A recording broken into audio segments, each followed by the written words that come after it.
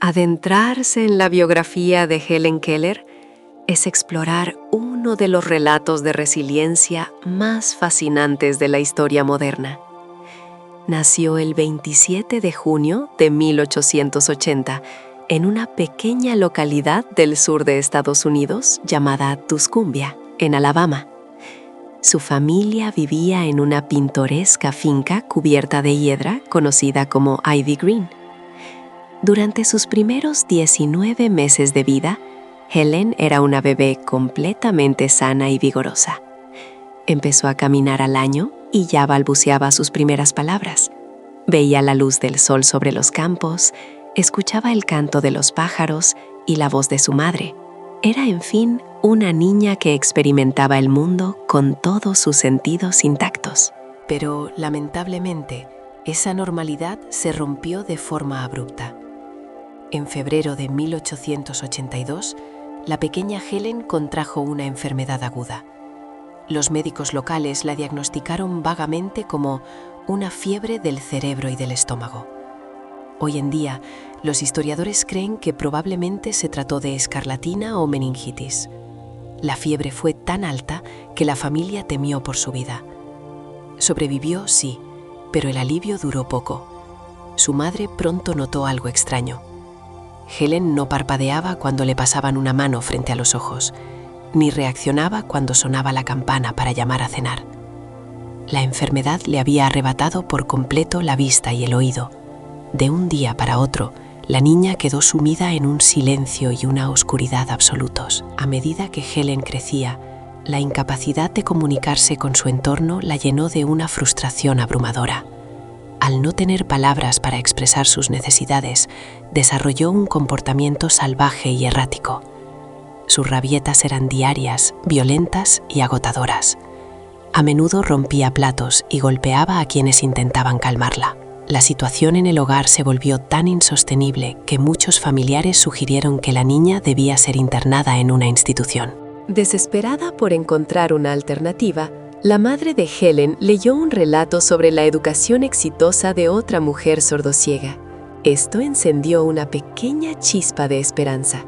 En 1886, el padre de Helen viajó con ella para consultar a un especialista, quien los derivó al inventor del teléfono Alexander Graham Bell.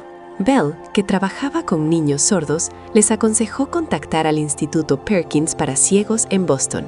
El director de esa institución tomó una decisión que cambiaría la historia. Envió a una exalumna de 20 años para que fuera la institutriz de Helen. Su nombre era Anne Sullivan. Anne Sullivan llegó a Ivy Green en marzo de 1887. Ella misma había crecido casi ciega en un asilo estatal, por lo que conocía la adversidad de primera mano. El método de Anne consistía en darle un objeto a Helen y luego deletrear su nombre en la palma de su mano usando un alfabeto manual. Le daba una muñeca y trazaba las letras en su mano.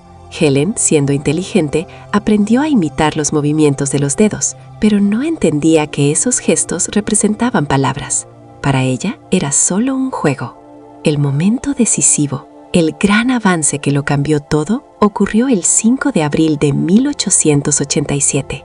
Anne llevó a Helen al patio trasero, directamente hacia la bomba de agua. Mientras Anne bombeaba y el agua fría caía sobre una de las manos de la niña, en la otra mano le deletreaba firmemente la palabra A-G-U-A, una y otra vez.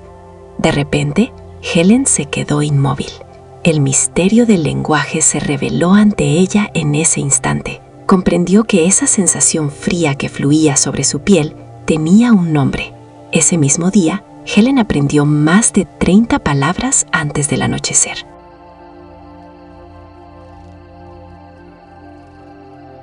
A partir de ahí, su sed de conocimiento se volvió imparable.